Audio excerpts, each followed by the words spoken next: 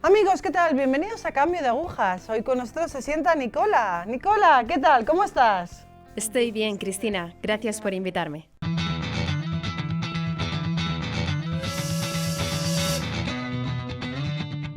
Pues muy bien, vamos a empezar por el principio para variar en este programa.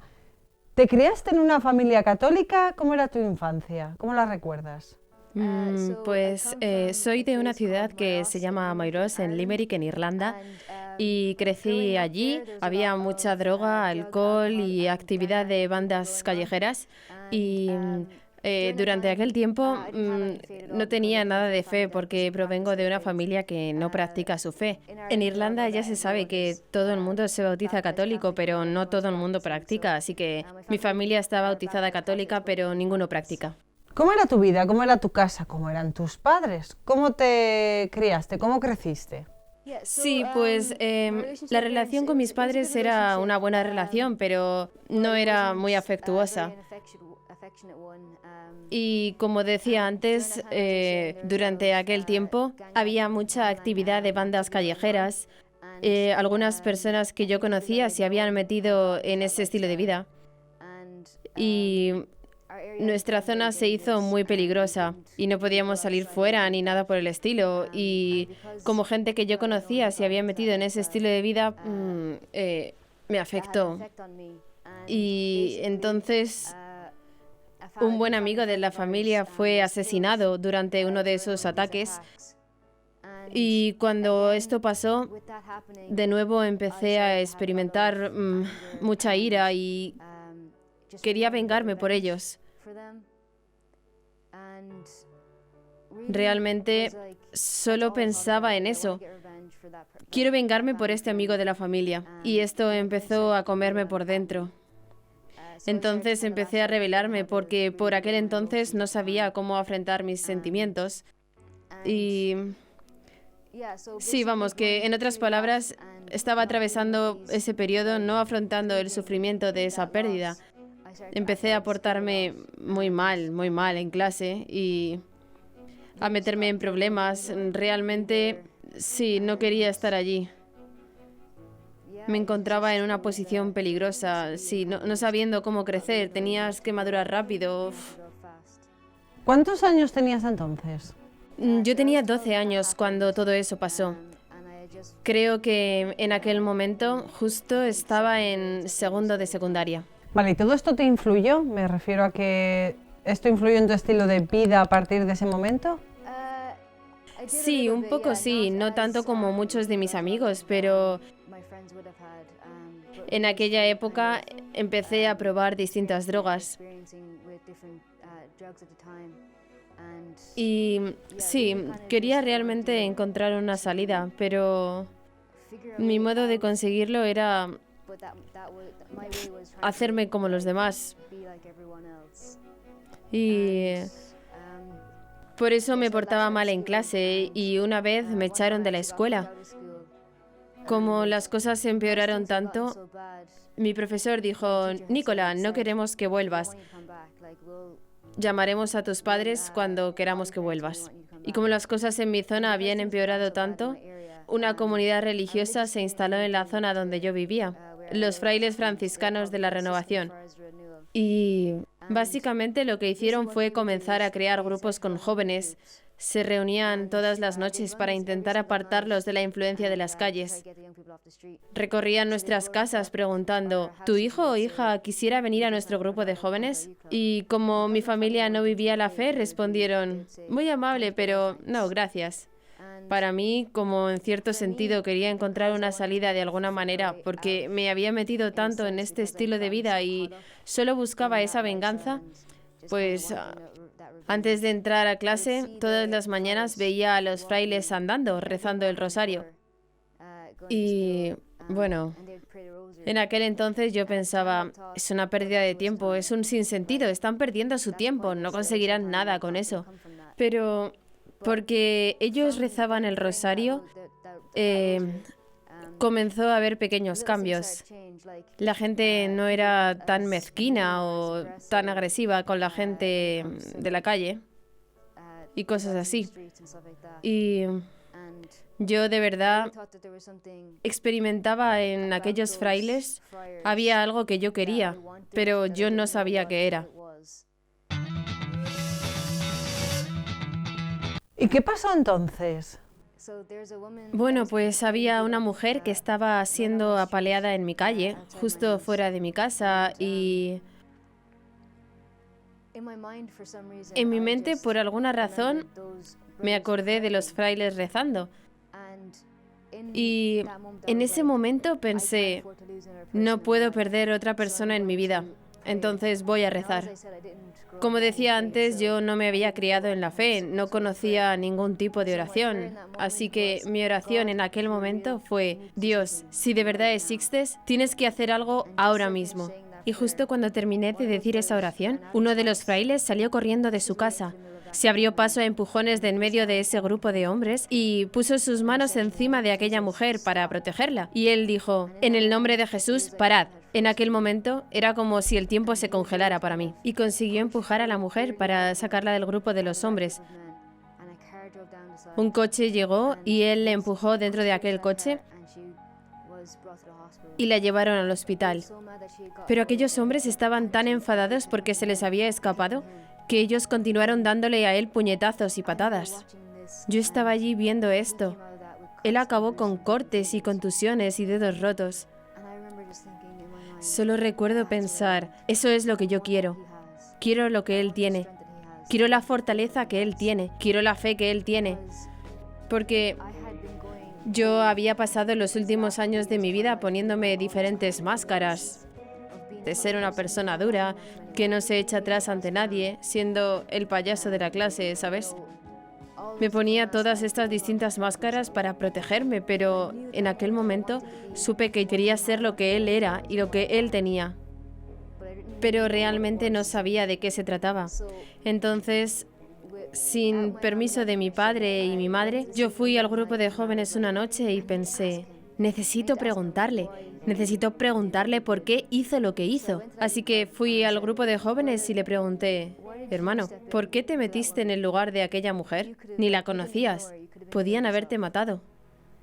Y él me dijo, Nicola, eso es exactamente lo que hizo Jesús por todos y cada uno de nosotros. Murió en la cruz por todos y cada uno de nosotros. Y si tú fueras la única persona sobre la faz de la tierra, Él hubiera muerto en la cruz por ti, porque Él te ama. Yo nunca había escuchado estas palabras antes. Que alguien me podía amar solo por ser yo, sin tener que ponerme máscaras, sin tener que hacer por esa persona algo a cambio, que yo podía ser simplemente Nicola y todavía ser amada por Él. Entonces, ¿cómo te ayudó esto a crecer en tu fe? ¿Empezaste a ir a los grupos? ¿Empezaste a, no sé, a hacer oración? ¿Qué empezaste a hacer? A partir de ese momento, seguí asistiendo al grupo de jóvenes porque si alguien estaba dispuesto a morir en la cruz por mí porque me amaba, yo tenía que estar dispuesta a conocer a esta persona y a descubrir quién era y de qué se trataba. Así que seguí asistiendo al grupo y seguí haciendo este tipo de preguntas como ¿por qué tenemos 10 mandamientos? Tratando de entender quién era verdaderamente Jesús. Y fue en un momento de adoración delante del Santísimo Sacramento en nuestra capilla. Allí fue donde Jesús me habló al corazón, ¿sabes? Quiero que seas feliz. Hay muchas más cosas en la vida aparte de lo que tú estás pasando ahora.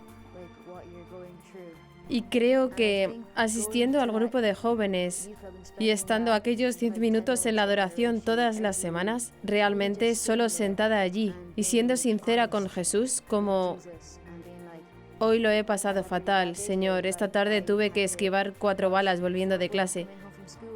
Esas distintas cosas realmente me ayudaron a conocerle a Él y a ver que Él estaba trabajando en mi vida. Porque ha habido muchas veces en las que he estado a punto de morir. Y por gracia de Dios estoy todavía aquí hoy. Así que sí, yo creo que asistiendo al grupo de jóvenes y sentándome con sinceridad delante de Jesús en adoración, me ayudó a profundizar de verdad. Vale, Nicola, ¿cuántos años tenías aproximadamente cuando empezaste a ir a este grupo? ¿Y qué cosas hacíais dentro del grupo?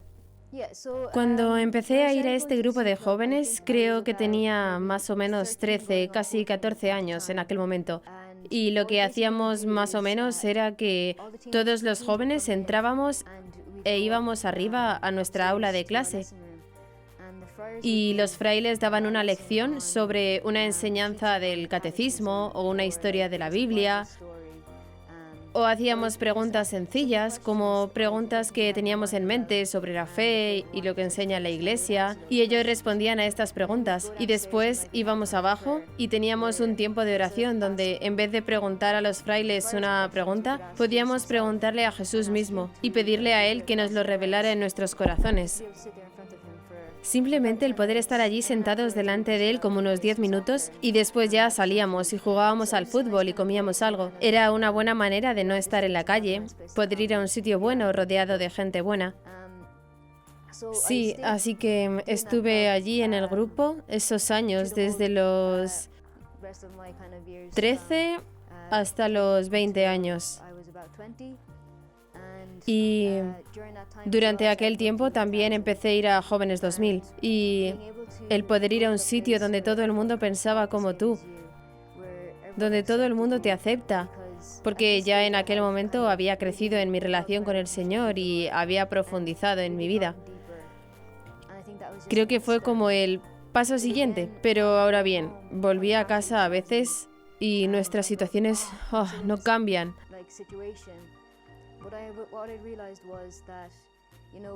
Todavía vivo en la misma zona. Todavía me despierto por la mañana escuchando disparos y me acuesto por la noche escuchando disparos. No ha cambiado mucho, pero al tener una relación con Jesús y conocerle a Él más en profundidad, realmente me cambió a mí. Y así yo pude sobrellevar mejor las situaciones en las que me encontraba. Sabía que no estaba sola, que Él estaba a mi lado pasando por la misma situación, conmigo. Entonces, pues sí, yo creo que tuve una experiencia en Jóvenes 2000 donde pude de nuevo profundizar más y nuestros caminos se desarrollan siempre en un continuo profundizar, así que... Quizás nos podrías explicar un poco más en qué consiste Jóvenes 2000 y cómo lo conociste. Pues Jóvenes 2000 es una organización que hace retiros para personas entre 16 y 35 años.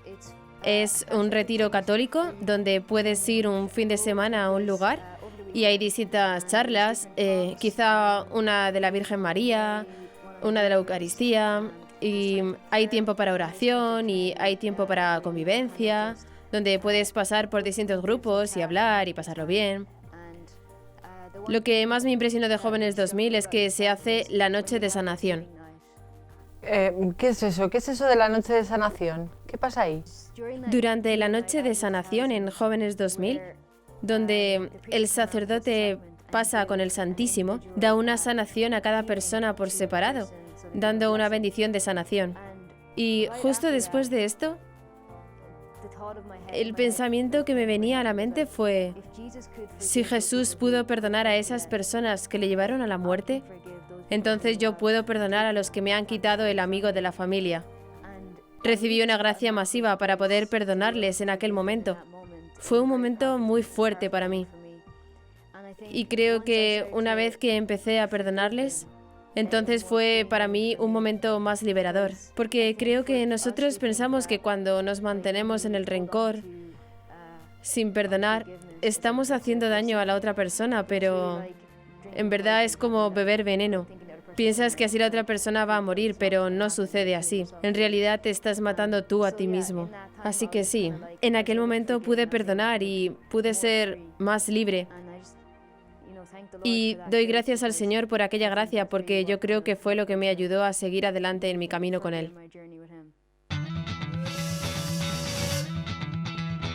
¿Cómo han transcurrido las cosas desde aquel momento? Porque ahora tienes 26 años. ¿Cómo te enfrentas ahora a tu familia? ¿Cómo lo ha tomado? ¿Tus amigos? ¿Tu entorno? ¿Tus amistades? ¿Cómo ven ahora a Nicola? Sí, vamos, volviendo de Jóvenes 2000, las cosas eran un poco distintas. Mi familia sin duda vio un cambio en mí, pero realmente no lo entendieron. Solo me decían cosas como, ¿por qué estás tan contenta?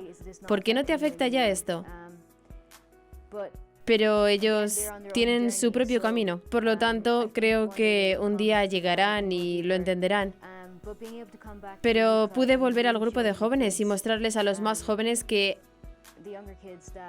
hay esperanza y que este lugar donde hemos sido colocados no es tan malo y que nosotros podemos ser el cambio que necesita este lugar y que nosotros podemos ser los modelos para los que nos rodean y para nuestras familias también.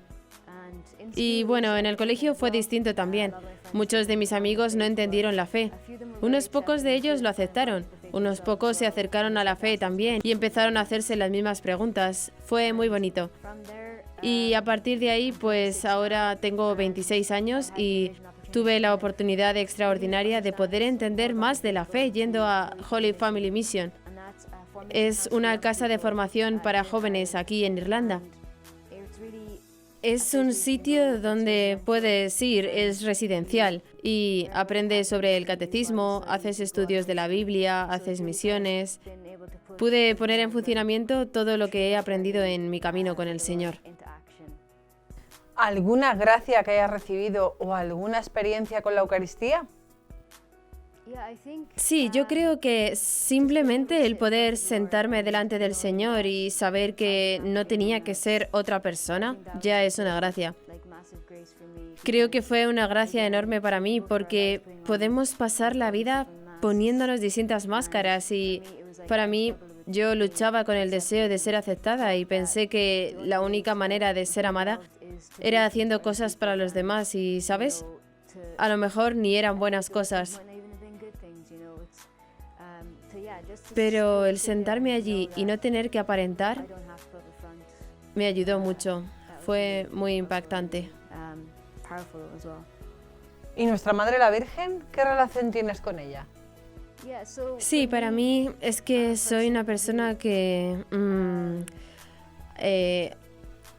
al principio no tenía una relación fuerte con nuestra madre porque no tengo tampoco una relación buena con mi propia madre, así que hice conexión entre ellas. Pero un hermano me dijo que cuando rezamos el rosario es como dar a Nuestra Señora una flor. Y pensé que esto era genial. Así que sí, sabiendo que Nuestra Señora estaba con Jesús al pie de la cruz, me hizo ver la fortaleza que ella tiene. Por lo tanto, esto me ayudó a querer aspirar a ser tan fuerte como ella. Porque tienes que ser muy fuerte para estar al pie de la cruz y ver a tu propio hijo ser crucificado. Y es más asombroso aún que, ¿sabes? Él nos la da y creo que esto es la cosa más impresionante. ¿Ha habido algo que te haya ayudado a crecer en la oración? ¿Algo que te haya reforzado? ¿Algo que hayas aprendido? ¿Algún método concreto? ¿Algún libro? Sí, pues creo que para mí la Lectio Divina ha sido un gran medio de aprender a rezar. Básicamente, cuando coges algún pasaje de la Biblia y meditas en ello, utilizas tu imaginación también. Puedes imaginar la escena, si es Jesús andando sobre el agua, o Pedro en la barca, o cualquier cosa. Creo que hacer la fe viva en mi imaginación sí me ha ayudado. ¿Qué dirías a los jóvenes de hoy en día? Algunos quizás estén en tu situación, que han pasado de un vacío ahora a un todo en la oración, pero bueno, que siguen en búsqueda. ¿En qué deberían fijarse? ¿Qué deberían ver? ¿Qué deberían mirar? ¿A qué deberían estar atentos? ¿Qué palabras les dirías? Para alguien que proviene de una situación como yo, les diría que no se rindan, que hay esperanza. E incluso si consigues encontrar un sacerdote bueno, aprovéchalo, hazle preguntas y busca de verdad, entender de verdad y no tomar al pie de la letra las cosas, pero querer saber las respuestas a tus preguntas y perseverar en tu vida de oración, perseverar en el día a día, aunque parezca que hoy está siendo un agujero negro, perseverar y saber que las cosas mejorarán. Sí, y si tienes una relación con el Señor, esto es algo asombroso. Y si no la tienes, empieza una, porque para mí, si yo no hubiera iniciado esta relación con Jesús, hoy estaría o muerta o en la cárcel. Veo que sin duda esto hubiera sido mi final. Pero para poder tener una relación y poder perdonar y dar la fe que yo recibí a otros jóvenes, ha sido necesaria, me da mucha vida. Nicola, muchísimas gracias por estar en el programa, muchísimas gracias por tu testimonio. Gracias. Muchísimas gracias.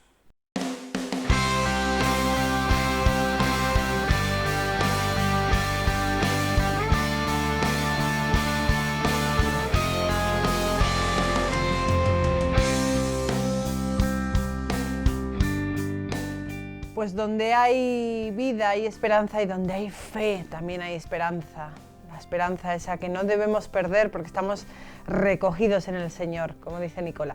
Gracias por estar hoy aquí.